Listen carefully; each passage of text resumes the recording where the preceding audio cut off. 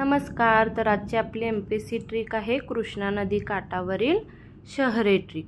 तर आपली simple trick आहे कसानू। आता या कसानू मधलं क वरून येतं कराड आणि कराडमध्ये आपल्याला माहिती आहे की कृष्णा व कोयना या नद्यांचा संगम झालेला आहे।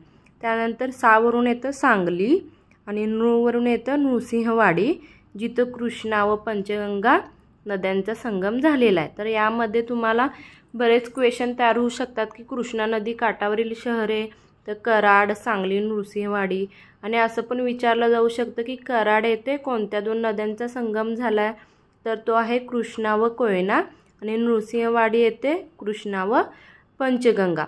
जर अशाच ट्रिक तुम्हाला पाहायच्या असतील आणि ही ट्रिक आवडली असेल तर आपल्या चॅनेलला लाईक, शेअर, कमेंट आणि सबस्क्राइब नक्की करा आणि असेच व्हिडिओ पाहत राहा। Thank you.